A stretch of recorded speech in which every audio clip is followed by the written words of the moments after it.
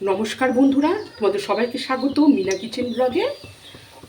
আশা করছি তোমরা সবাই ভালো আছো, আমিও ভালো আছি। আর আজকেও তোমাদের জন্য একটা স্পেশাল রেসিপি নিয়ে এসেছি দোল পূর্ণিমার উপলক্ষে। এই দেখো, এটা কিসের লুচি, তোমরা প্রথম থেকে শেষ পর্যন্ত দেখতে থাকো।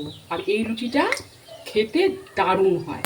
তাহলে চলো গাইস, প্রথম থেকে শেষ পর্যন্ত দেখতে থাকো।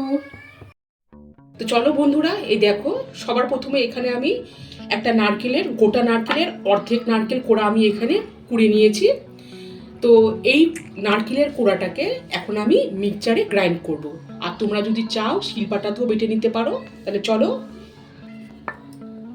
নারকেলের কোড়াগুলো আমি দিয়ে দিচ্ছি মিক্সচার মেশিনে। এতে দিয়ে দিচ্ছি সামান্য পরিমাণ লবণ,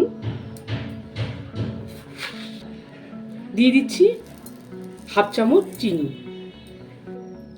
সামান্য পরিমাণ জল অ্যাড করছি। এবারে আমি মিক্সচার মেশিনে গ্রাইন্ড করে নিচ্ছি।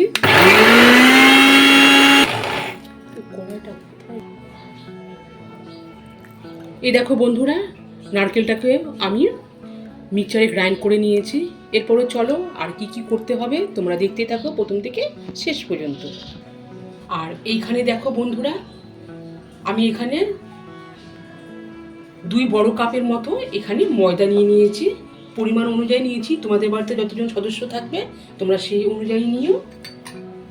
এরপরে আমি এখানে দেখো, এই ময়দার মধ্যে এখন নারকেলের বাটাটা আমি দিয়ে দিচ্ছি।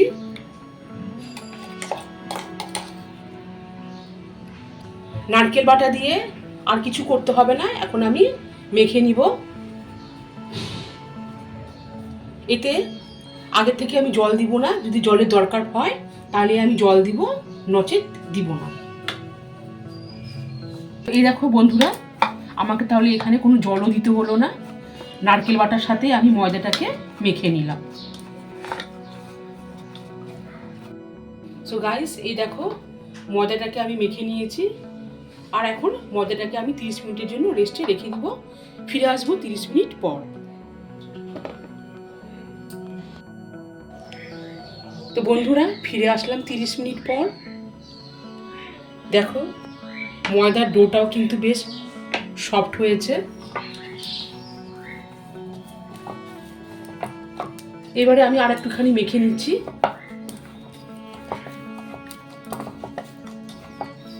তো বন্ধুরা, আমি একটা একটা করে লেচি কেটে নিয়েছি।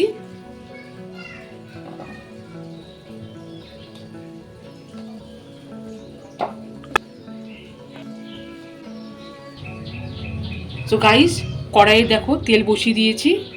আর এই তেলের মধ্যে আমি একটু লেচিগুলোকে ডুবিয়ে বেলে নিব।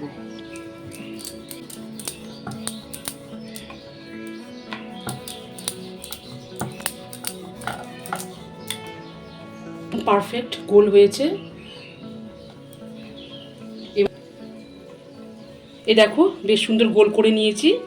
এভাবে আমি এখন সব লেচিগুলোকে আমি বেলে নিব।